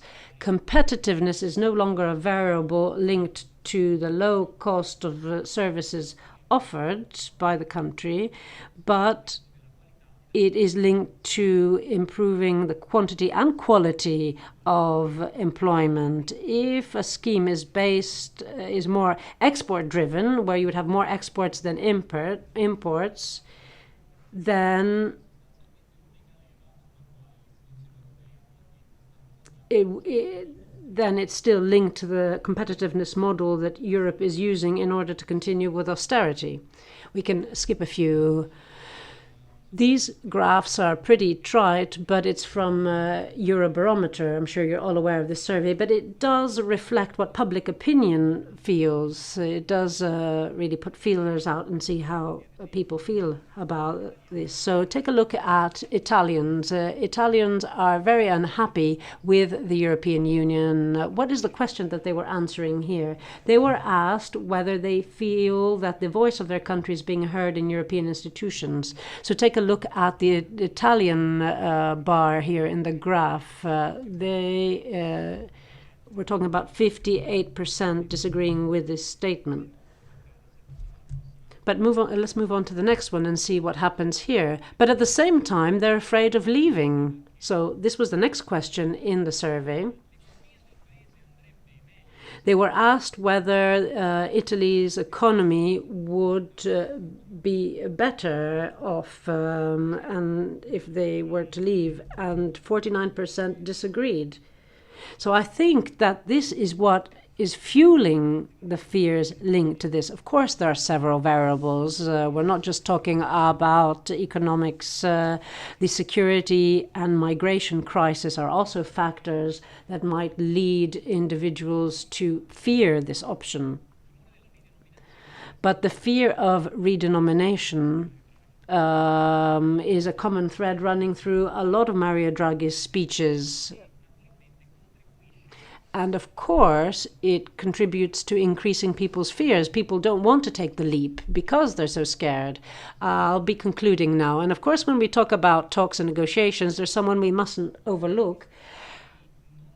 So the possibility of not negotiating directly on competitiveness and euro exit is linked to those countries that engage in trade wars and that use it as their main lever.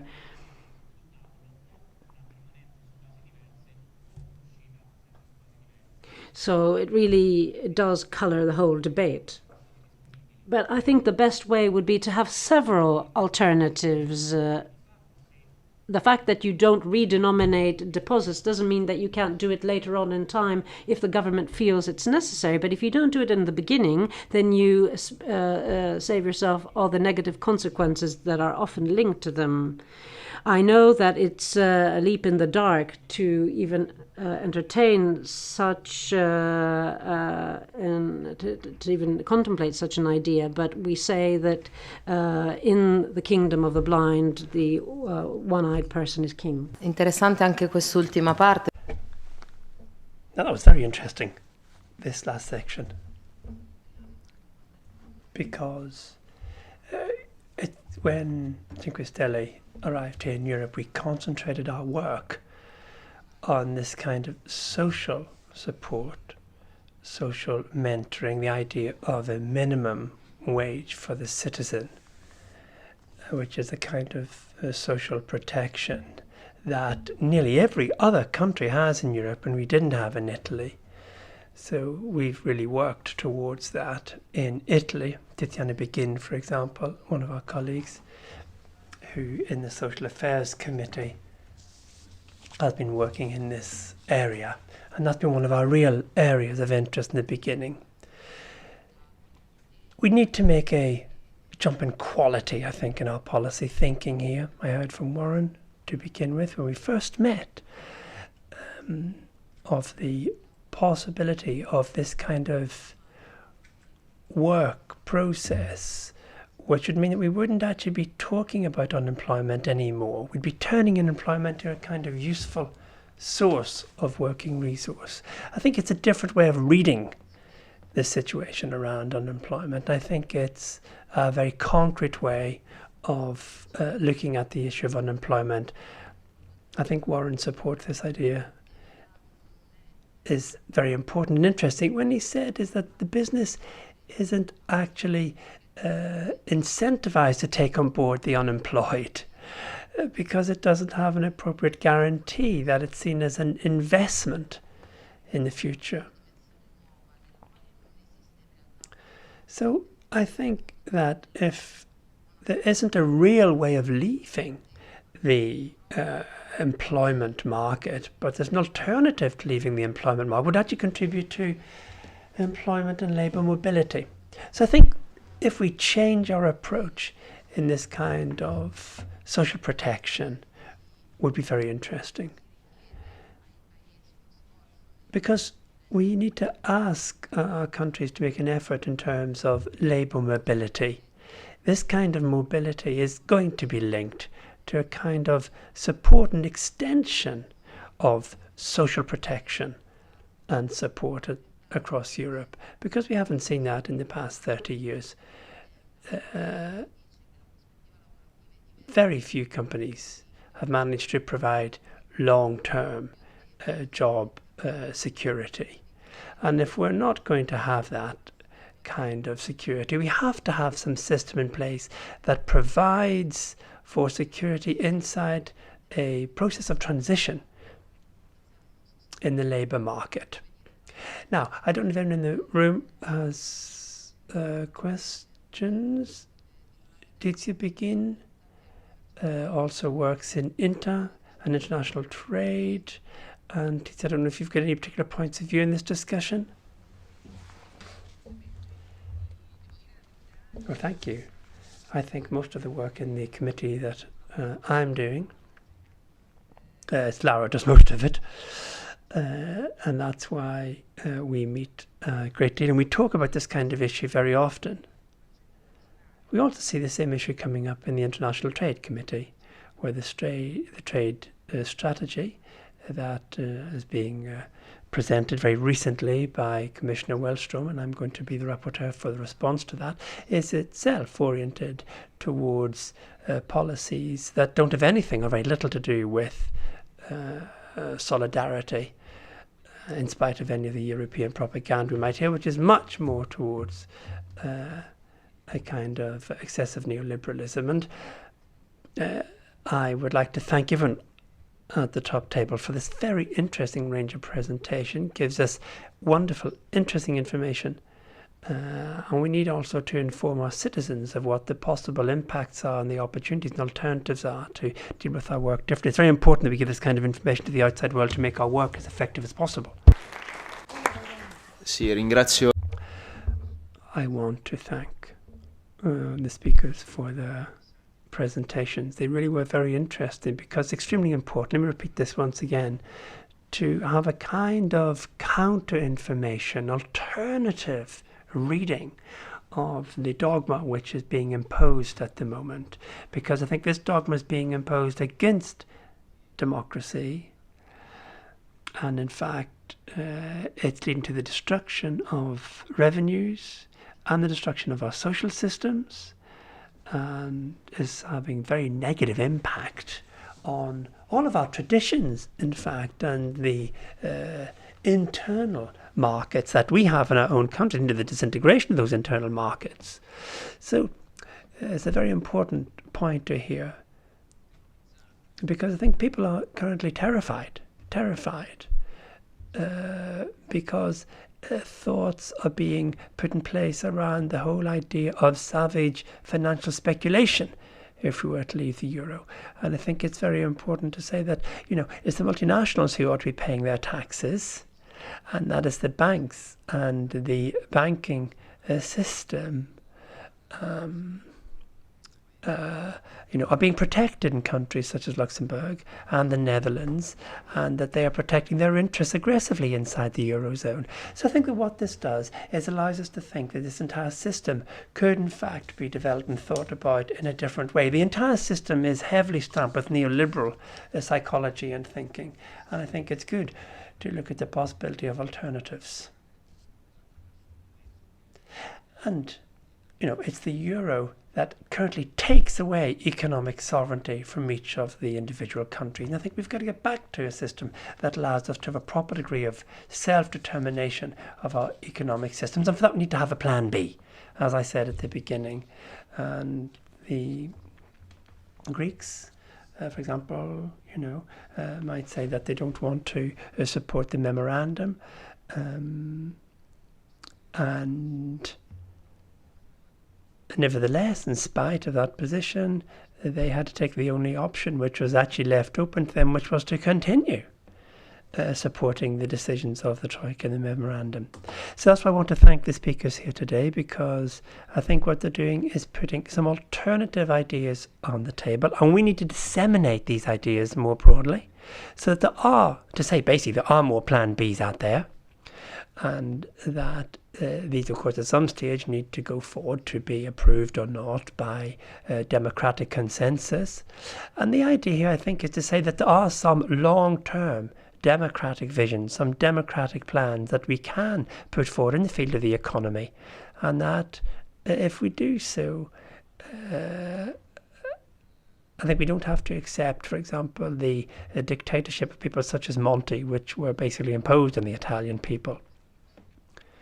And we find, for example, that reference to the article in the Constitution with the public deficit was basically forced into the Constitution. It wasn't put through in a democratic fashion at all. And The euro is now, in fact, the tool that's starting to destroy our traditions and our economy in the name of an international neoliberal agenda. And it doesn't work in favour of the citizen, it works in favour of multinational business interests.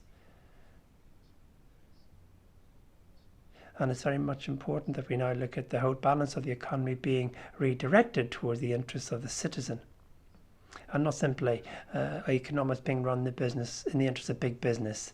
So I'm going to thank you again. I want to leave. I don't know if there's any questions. We didn't do a second round of questions. I do see there's some people, but Lara as chair may want to run this round of questions. We've got 10 minutes. We've got a number of presentations there for you to refer to. Now, what we can do is we can continue the discussion a little bit later. But I think I'd like to give Warren the floor first, just to wind things up a little bit. You know, I'd just like to add one more way I think we can help here. And just to give you an example, the whole neoliberal, neoclassic argument assumes what's called the long-term neutrality of money, which means at the end of the day, what happens to output employment is not about what you do with the money, because market's clear and it's about productivity and capacity, you know, and how many people you have and real resources. Okay. The answer to that is that once you've introduced taxation, which is coercive, that obviates any notion of neutrality. There is no neutrality. That's imperfect competition has been introduced to their model.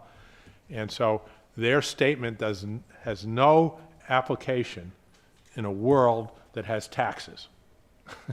But nobody ever points that out. All right? And once you've said that, you've undermined everything in their models. They have to start over. They have to put in taxes that are coercive, that are, you know, not competitive, that are imperfect competition, and then they get the same results we're talking about. Okay? But that's just one example. They have a lot of them. You get into intergenerational budget constraints and everything else. These are the kind of things that get thrown in to trip you up into getting into a world like we have, where we have a surplus of everything and yet nobody can afford any of it. Okay, and it's all because of these errors that they're making, oversights and errant assumptions. You know, they're just plain wrong and are inapplicable assumptions in their models. And I know what they all are. I've talked to all these people at the highest levels, and they might hear it from me and not, but they're not going to repeat them. So anyway, I just wanted to offer that assistance at any time you need it. Allora, adesso raccogliamo 3 domande. We can take 3 questions. Please be brief. The briefer you are, the more questions we'll be able to take. I don't know what your name is. Yes. First of all, I would like to clarify something and allay some fears, because there have been questions on the whole issue of debt, and then you have creditworthiness. So you have credit and debit. Now, what about the debitor and the creditor? It's not just about changing money. The person who is the creditor and has money in his hands expects a product from the debitor, because I don't think you have money just to have money. If there's nothing to buy, then you could have a mountain of banknotes and you wouldn't be able to do very much about it.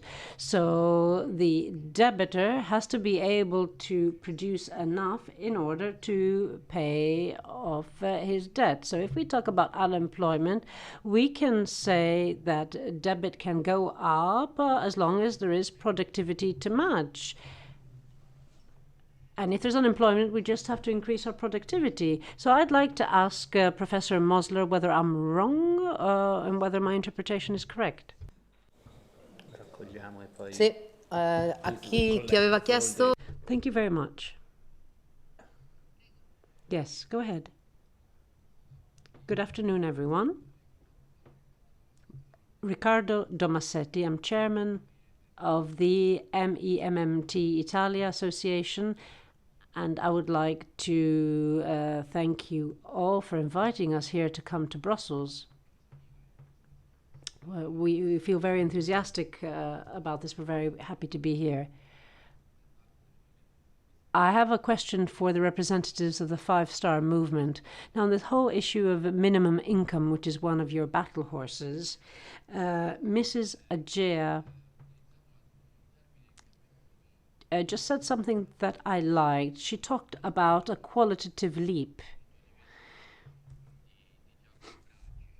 She picked up on something Giacomo Bracci said. She said that we should take what is a mere income or a way of sharing out financial wealth and to make sure that it's matched with a service offered. She talked about a qualitative leap. And I'd like to pick up on what Giacomo said, because this gives us a fresh look, a fresh viewpoint in relation to this battle horse you have. The Five Star Movement often talks about minimum income, but you don't talk about increasing deficit. This minimum income scheme has to go hand in hand with an increase in deficit, because otherwise how can it be funded? So how are you planning to fund such a scheme? Because it would eat up at least 2% of GDP. That's my question. We have one more question. You have 1 minute, because otherwise we won't have time for answers. To our last speaker, you seem to be implying an Argentine model. I have to say, for the last 100 years, Argentina has been a model for how not to do things. Christina Kirchner is again in massive difficulty. Are you serious about Argentine examples?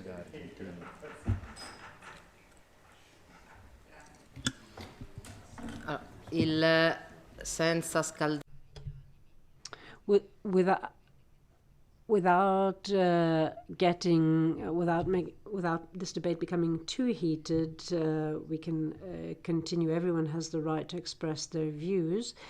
Marco Valli will be answering the question on the deficit, and I'll try and give some more explanations on the concept of minimum income.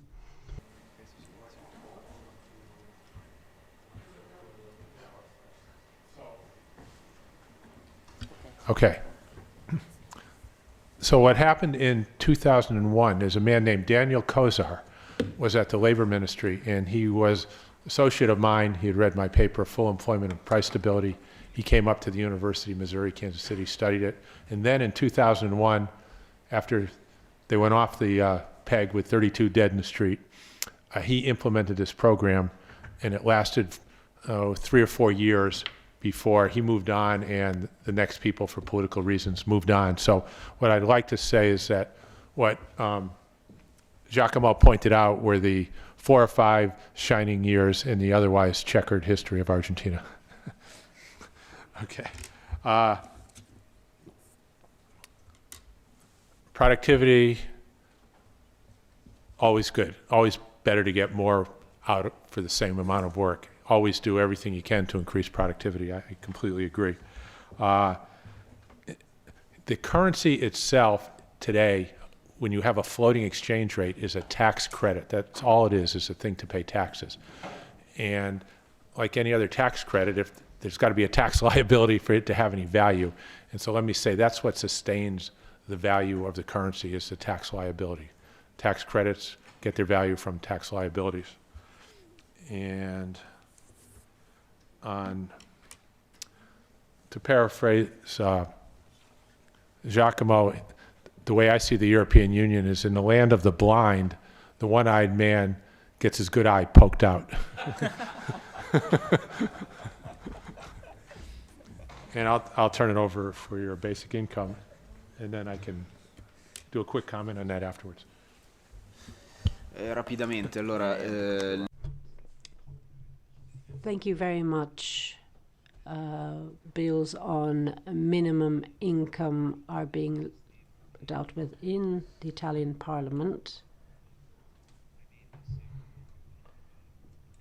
So you need to make sure that this is covered by the budget. So if you really want to have a debate on something crucial, and it is crucial because there are so many poor people living in unsustainable situations in Italy.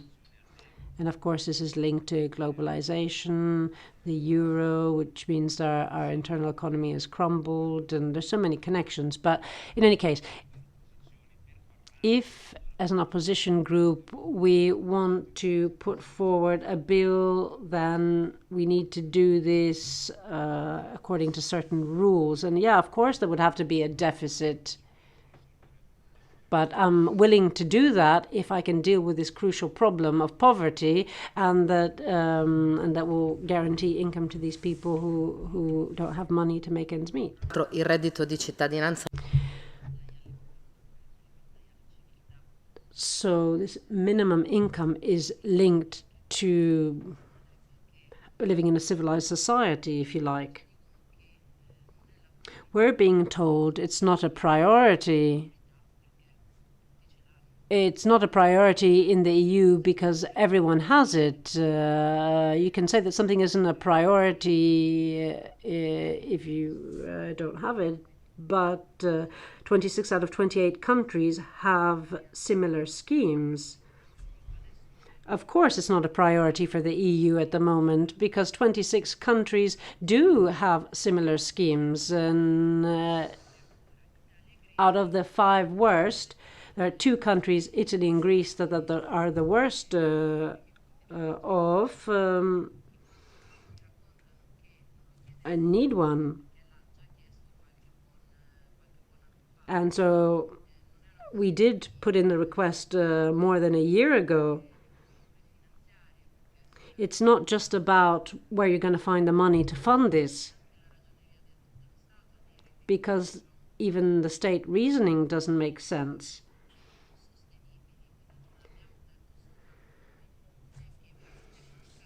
It's not just us who have talked about this, but there is a lack of will. Yesterday, we heard that there was supposed to be a discussion in the Senate and there's supposed to be a vote, but it was postponed for the umpteenth time. The will isn't there. They come up with all sorts of excuses and pretexts to deny this form of dignity. I wonder why countries such as Romania and Bulgaria have such social protection schemes at every possible level, and in Italy we don't have this. We all know how the Cassa Integrazione setup works. I come from the world of labor, and I know exactly how the Cassa Integrazione unemployment benefit system works. I've been there, so I think this is about dignity and not about figures. If you have a family, then you look at your priorities, and those are the starting points, and everything else comes later. That's my view. Thank you very much. There's another meeting here, but we can meet outside and maybe try and meet somewhere else. The chairwoman kindly thanks the interpreters. Thank you very much for coming.